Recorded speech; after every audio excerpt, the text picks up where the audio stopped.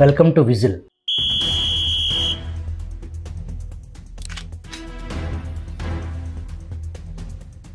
పులివెందుల స్థానిక సంస్థల ఎన్నికల్లో ప్రజాస్వామ్యం మంటగలిసిపోయిందని, పులివెందుల చరిత్రలో ఇటువంటి ఎన్నికలు చూడలేదని ప్రభుత్వంపై, పోలీసులపై, ముఖ్యమంత్రి చంద్రబాబుపై వ్యక్తిగతంగా విమర్శలకు పాల్పడ్డారు జగన్మోహన్ రెడ్డి. పూర్తి నిస్సహాయత, ఫ్రస్ట్రేషన్, దాదాపు ఏడ్చినంత పనిచేశారు నిన్న ప్రెస్ మీట్లో. పులివెందుల వారి అడ్డా, తాత రాజారెడ్డి దహనకాండ, తండ్రి వైఎస్ హత్యాకాండ వెరసి ఫ్యాక్షన్ కుటుంబంలో నెత్తురుకూడు తిని పెరిగిన జగన్మోహన్ రెడ్డి పులివెందులలో పట్టుకోల్పోవటం జగన్ను పిచ్చెక్కిస్తుంది. తట్టుకునే ధైర్యం ఆయనకు లేదు. ఆంధ్రప్రదేశ్ పౌర హక్కుల సంఘం కడప జిల్లా ఆధ్వర్యంలో 1996లో 50 పేజీలతో ఒక పుస్తకం వచ్చేశారు. అంటే 30 సంవత్సరాల క్రితం ప్రొద్దుటూరుకు చెందిన కె జయశ్రీ అనే మహిళా న్యాయవాది నేతృత్వంలో కడప జిల్లాలో పాలిగాళ్ల రాజ్యం పేరుతో కడప పాలిగాళ్ల చరిత్రను కళ్లకు కట్టే విధంగా 3 దశాబ్దాల క్రితమే ఆంధ్రప్రదేశ్ పౌర హక్కుల సంఘం ఒక పుస్తకం ప్రచురించింది. అంటే మనం ఖచ్చితంగా వారిని అభినందించాల్సిందే. పాలిగాళ్ళు అనే పదం పాలిగార్స్ నుంచి వచ్చింది.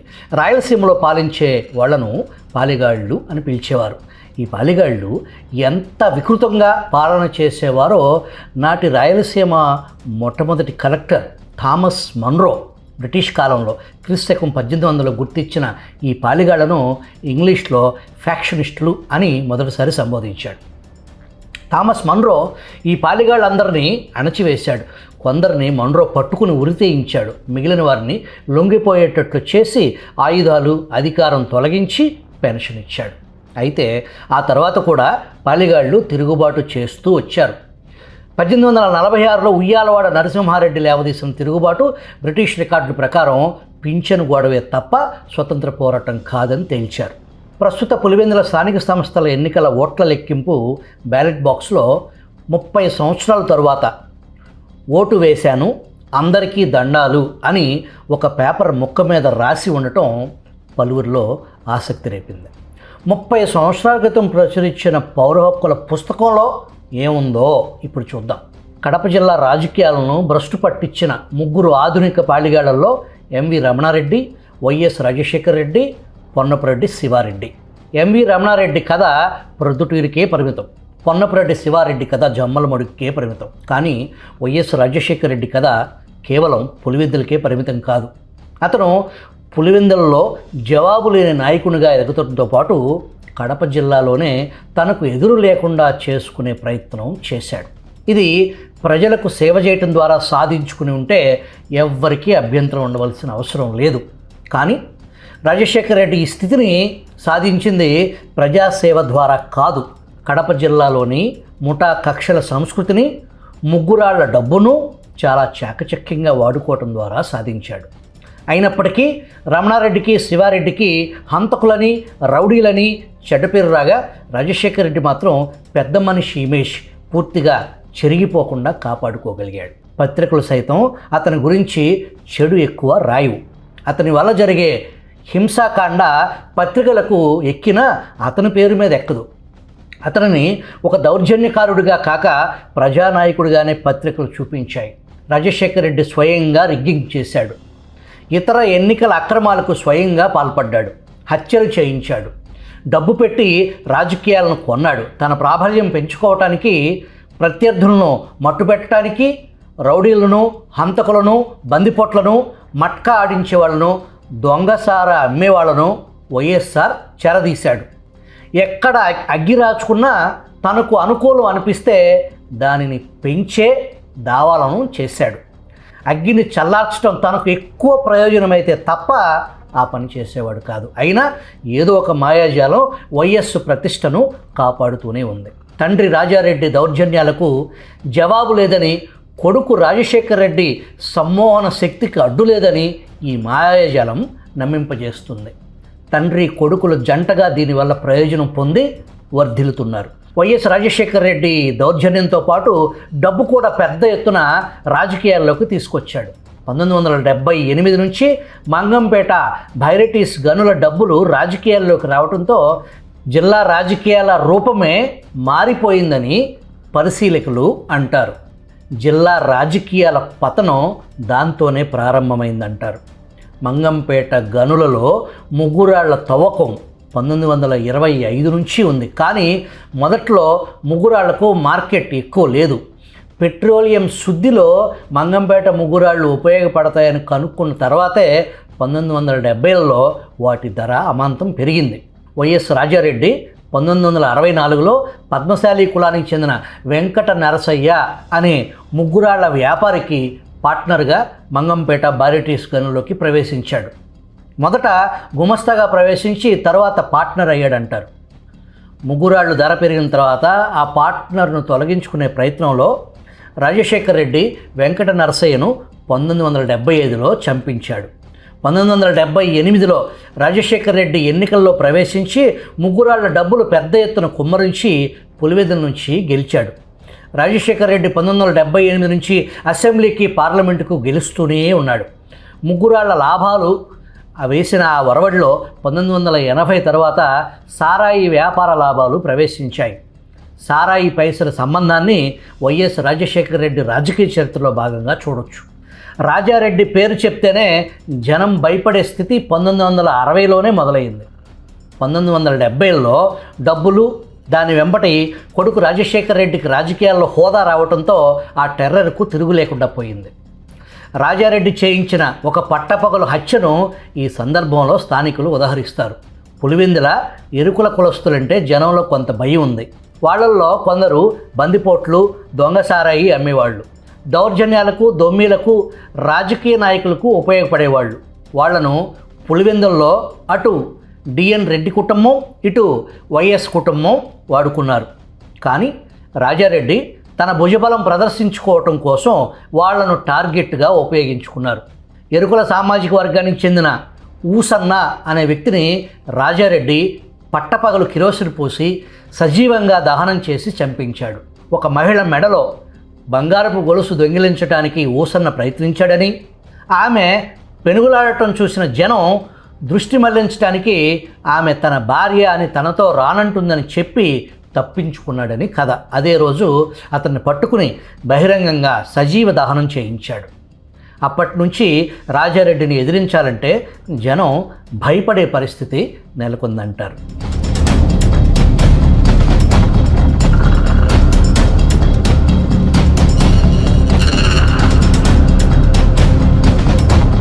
ముగ్గురాళ్ళు పెద్దగా విలువలేని సమయంలో వ్యాపారాన్ని మొదట ప్రారంభించి చాలా ఏళ్ళు నిర్వహించిన వారిలో ముఖ్యులు ముగ్గురాళ్ల కృష్ణయ్య, సలారుద్దీన్.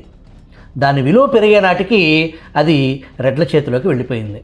మంగంపేట ముగ్గురాళ్ల వ్యాపారంలోకి వైఎస్ రాజారెడ్డి ప్రవేశించాడు. పార్ట్నర్ వెంకట నరసయ్యను వదిలించుకోవటానికి 14 లక్షలు ఇచ్చి బయటికి పంపించే ప్రయత్నం చేశాడు. ఈ ప్రయత్నానికి గజ్జల మల్లారెడ్డి, ఒకప్పటి కమ్యూనిస్టు నాయకుడు, ఆ తర్వాత పత్రికా సంపాదకుడు మధ్యవర్తిత్వం నెరిపాడు. అయితే వెంకట నరసయ్య ఈ బేరంతో సంతృప్తి చెందలేదు. వైఎస్ వాళ్ళు అతన్ని చంపించి సమస్యను పరిష్కరించుకున్నారు. ఈ హత్య రాజశేఖర రెడ్డి చేయించాడంటారు. దానికి ప్రతీకారంగా వెంకట నరసయ్య బంధువులు హైదరాబాద్లో రాష్ట్ర సెక్రటేరియట్లో రాజశేఖర రెడ్డి పైన కాల్పులు జరిపారు.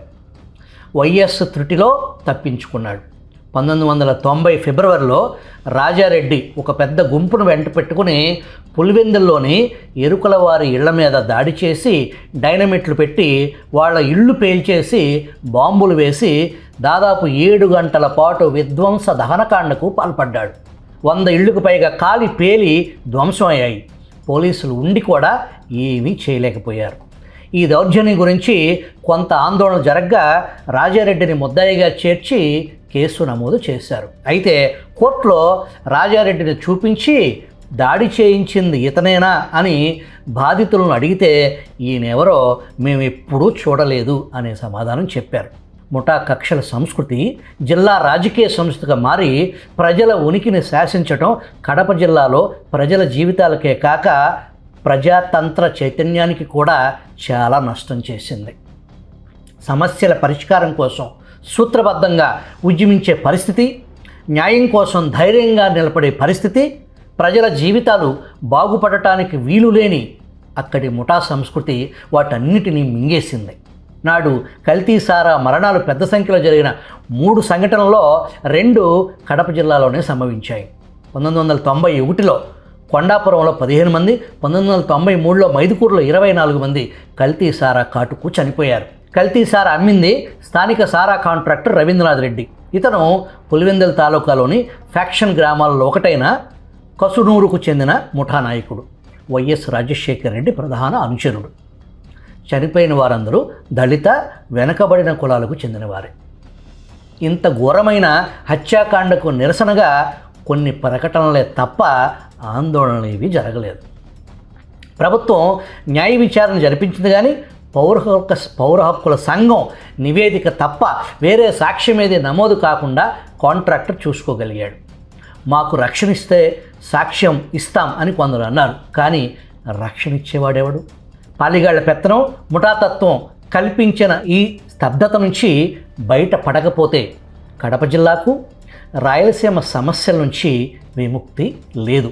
మైనింగ్లో బైరిటీస్ మార్కెట్ పెరిగిన తర్వాత ఆ ఖనిజం గనుల శాఖ అజమాయిషీలోకి వచ్చింది. పట్టా భూములు ఉన్నవారైనా సరే ప్రభుత్వం దగ్గర లీజు తీసుకుని తవ్వకం చేయాలి. ప్రభుత్వ భూముల్లో కూడా లీజు ఇచ్చారు. వైఎస్ రాజారెడ్డి కంపెనీ విజయలక్ష్మి బైరిటీస్ 10 ఎకరాల లీజు తీసుకుంది. 1982లో రాష్ట్ర ప్రభుత్వం మంగంపేటలోని పట్టా భూములను స్వాధీనం చేసుకుని ముగ్గురాళ్ల తవ్వకాన్ని జాతీయం చేసి రాష్ట్ర ఖనిజాభివృద్ధి సంస్థ ఏపీఎండిసికి ఇచ్చింది. వైఎస్ రాజారెడ్డి 8 ఎకరాలు సబ్లీజుకు తీసుకున్నాడు. ఈ సబ్లీజు నిజానికి నామమాత్రమే. కొన్ని ఎకరాలు సబ్లీజుకు తీసుకుంటే ఆ పేరు మీద ఎన్ని ఎకరాల్లో ఖనిజం తవ్వుకుపోయినా అడిగే నాదుడే ఉండడు. వైఎస్ గ్యాంగ్ మంగంపేటలో నేషనల్ మాన్యుమెంట్గా పురావస్తు శాఖ ప్రకటించిన రక్షిత భూభాగాన్ని సైతం తవ్వుకుని సొమ్ము చేసుకున్నారు. 1989 అసెంబ్లీ ఎన్నికల్లో కాంగ్రెస్ గెలిచిందని ప్రకటించిన రాత్రే ఈ రక్షిత ప్రాంతంలో దౌర్జన్యపూరితంగా తవ్వకాలు మొదలుపెట్టారు. ప్రభుత్వం మేలుకుని ఆపేసేటప్పటికీ చాలా ఖనిజం తవ్వుకుని పోయారు. 150,000 టన్నులు తవ్వుకుపోయారని కేవీ నటరాజన్ కమిషన్ తేల్చి చెప్పింది. రాష్ట్ర అసెంబ్లీ ఈ విషయాన్ని పరిశీలించడానికి ఒక అసెంబ్లీ సబ్ కమిటీని నియమించింది.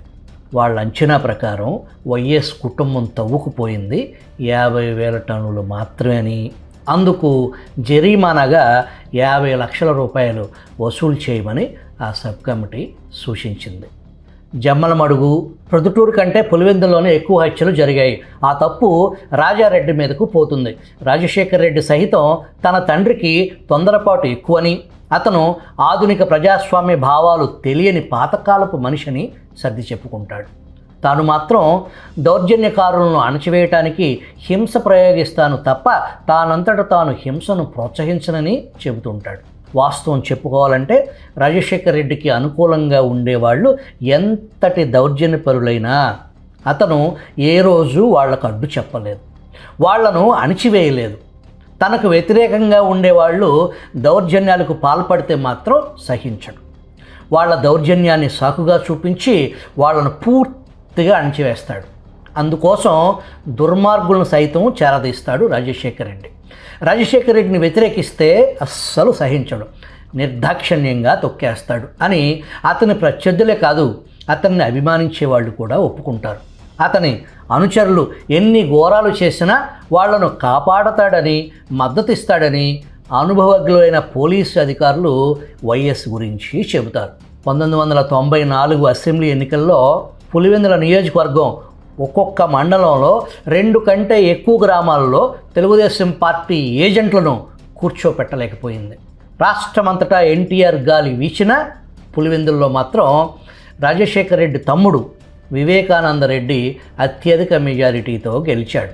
1989 జూన్ 30న జరిగిన భారత్ బంద్ సందర్భంగా ప్రతిపక్ష పార్టీలు ఇచ్చిన భారత్ బంద్ పిలుపును అమలు చేయటానికి డిఎన్ రెడ్డి అతని అనుచరులు పులివెందులలో ప్రయత్నం చేశారు. వాళ్ళు వైఎస్ కుటుంబానికి చెందిన కాలేజీకి పోయి మూసేయమన్నారు. ఈ సంగతి తెలిసిన రాజారెడ్డి తన కాలేజీనే బంద్ చేయిస్తారంటూ రెచ్చిపోయి ఆ రోజు బంద్ చేయించడానికి వచ్చిన శివరామరెడ్డి, నారాయణ అనే ఇద్దరిని వారం తిరగకముందే దారుణంగా హత్య చేయించాడు. ఎన్నికల సమయంలో ప్రత్యర్థులను బూత్ దగ్గరికి రానియరు, ప్రచారం చేసుకొనివ్వరు, ఏజెంట్లను కూర్చొనియరు. రాజశేఖర్ రెడ్డి అది తన వర్గం హక్కుగా భావిస్తాడు. పులివెందుల తాలూకాలో అతని ఆధిపత్యం సంపూర్ణంగా నెలకొన్న తర్వాత ప్రతి ఎన్నికల్లోనూ ఆ నియోజకవర్గంలో అభ్యర్థికి 80,000, 90,000, 1,00,000 దాకా మెజారిటీ ఊరికే రావటం లేదు. త్వరలో పులివెందుల గిన్నీస్ బుక్ కూడా తట్టుకోలేని రికార్డు నెలకొల్పవచ్చు. 1994 ఎన్నికల్లో వైఎస్ రాజశేఖర్ రెడ్డి వేంపల్లె పోలింగ్ బూతుల్లోకి పోయి తెలుగుదేశం నాయకులు రిగ్గింగ్ చేసినట్లు తనకు రాసివ్వాల్సిందిగా ప్రిసైడింగ్ ఆఫీసర్ను ఒత్తిడి చేసి రాయించుకున్నాడు. ఒక బూత్లోకి వైఎస్ పోతుండగా మీరు పోవటం చట్ట విరుద్ధమని స్థానిక సిఐ అడ్డుపడితే అతన్ని తోసేసి లోపలికి పోయాడు. అయితే ఆ తర్వాత కొంతసేపటికి తెలుగుదేశం నాయకుడు తులసిరెడ్డి, ప్రస్తుత కాంగ్రెస్ పార్టీ నాయకుడు, అదే బూత్ దగ్గరికి వచ్చి రాజశేఖర్ రెడ్డి బెదిరించి రాయించుకున్నట్టు తనకు రాసివ్వమని ప్రిసైడింగ్ ఆఫీసర్పై ఒత్తిడి పెట్టి రాయించుకున్నాడు. ఈ సంఘటనలో వైఎస్ వివేకానందరెడ్డి గన్మెన్ ఒక వ్యక్తిని కాల్చి చంపాడు. ఆధిపత్యం కోసం జరిగే ఈ ఘర్షణలో ప్రాణాలు కోల్పోయే అర్భకుల గురించి అడిగేవాడు ఉండడు, పట్టించుకునేవాడు ఉండడు. వేంపల్లి ఘటనకు సంబంధించిన వాస్తవాలు తెలుసుకోవటానికి ఆ ఊరికి పోయిన పౌర హక్కుల సంఘానికి కాల్పుల్లో చనిపోయిన నీలం సుబ్బన్న పేరు తెలుసుకోవటం గగనమైంది. ఇరు వర్గాల ప్రముఖులు హతుడి పేరు చెప్పలేకపోయారు. తమ కోసం ప్రాణాలు ఇచ్చిన ఆ వ్యక్తి ఎవరో ఎవ్వరికీ జ్ఞాపకం లేదు. సాంఘికంగా బలహీనులైన వారిపైన దాడులు కూడా చాలా ఎక్కువగానే జరుగుతుంటాయి. వాటికి ముఠాల అండ దొరుకుతుంది. తమకు ప్రాబల్యం ఉన్న ప్రాంతాల్లో స్త్రీలను బలాత్కారంగా లొంగదీసుకోవటం కొందరు ముఠాదారులకు, వారి అనుచరులకు అలవాటు. ఆ స్త్రీలు బయటికి వచ్చి చెప్పుకునే పరిస్థితి ఉండదు. దళిత కులాలపై ఈ దాడులు ఈ పాలెగాళ్ల పాలనలో నిరాకాటంగా సాగుతుంది. 1994 జూలై రాత్రి పులివెందుల తాలూకాలోని సింహాద్రిపురం పోలీస్ స్టేషన్లో ఇటువంటి మరొక వింత జరిగింది. ఆ రాత్రి సింహాద్రిపురం ఎస్ఐ అయిన ప్రకాష్ బాబు అనే యువకుడు మద్దుర్నూరు నుంచి తన స్టేషన్కు తిరిగి వస్తుండగా రోడ్డు పక్కన జీబు ఆపి తుపాకీ పట్టుకుని చట్టవిరుద్ధంగా వేట ఆడుతున్న కొంతమంది కనిపించారు. ఎస్ఐ వాళ్ళందరినీ స్టేషన్కి రమ్మన్నాడు. తాము వైఎస్ రాజశేఖర్ రెడ్డి కుమారుడైన జగన్మోహన్ రెడ్డి స్నేహితులమని వాళ్ళు చెప్పినా ఎస్ఐ ఖాతరు చేయలేదు. అయితే వారిలో ఒకడు తనకు వేట తుపాకీ ఉపయోగించే లైసెన్స్ ఉందని, అది పులివెందుల్లో ఉందని చెప్పగా ఎస్ఐ అతనికి పులివెందులకు పోయి లైసెన్స్ తీసుకొచ్చి చూపించే అవకాశం ఇచ్చాడు. అతను పోయి జగన్మోహన్ రెడ్డికి ఫిర్యాదు చేశాడు. రాజశేఖర్ రెడ్డి కొడుకునే ఖాతరు చేయడా అని చెప్పి జగన్మోహన్ రెడ్డి 5-6 జీబుల్లో బయలుదేరి సింహాద్రిపురం పోలీస్ స్టేషన్పై దండెత్తాడు. ఎస్ఐ ప్రకాష్ బాబును పట్టుకుని పోలీస్ స్టేషన్ లోపలే కొట్టాడు. అయితే పోలీసులు పూర్తిగా నిస్సహాయులు అనుకుంటే పొరపాటు అవుతుంది. ముఠా నాయకులకు విధేయులుగా ఉంటే తమకు కూడా చాలా ప్రయోజనాలు ఉంటాయని పోలీసులు అర్థం చేసుకున్నారు. వాళ్లను సంప్రదించి కేసులు పెట్టడం, వాళ్ళ పురమాయింపు మేరకు సాక్ష్యాలు తయారు చేయటం, వాళ్ళు వద్దన్న కేసులు మూసివేయటం నేర్చుకున్నారు. రాజభక్తి ప్రదర్శనలో ఒకరితో ఒకరు పోటీపడి లాభాలు పొందుతున్నారు. ఒక్క పోలీసు వ్యవస్థనే కాక నేర విచారణ వ్యవస్థను ఆద్యంతం ఫ్యాక్షనిస్టులు వక్రీకరించారు. ఏ కేసు పోలీస్ స్టేషన్లో వాస్తవికంగా రిపోర్ట్ కాదు, జరిగిన హత్యాకాండ జరిగినట్టు రిపోర్ట్ కాదు, సంఘటన జరిగిన క్షణం నుంచి 2 వైపులా న్యాయవాదులు రంగంలో దిగుతారు. న్యాయవాదుల సలహా మేరకే పోలీస్ కంప్లైంట్ తయారవుతుంది. ఎవరెవరిని ఇరికిస్తే ప్రయోజనకరంగా ఉంటుందో వాళ్ళందరినీ కేసులో ఇరికిస్తారు. దాడిలో గాయపడి మరణశయ్య మీద ఉన్న తమ వర్గం వారితో అబద్ధపు మరణ వాంగ్మూలాలు ఇప్పిస్తారు. ఇది నాటి నుంచి నేటి వరకు అదే తంతు.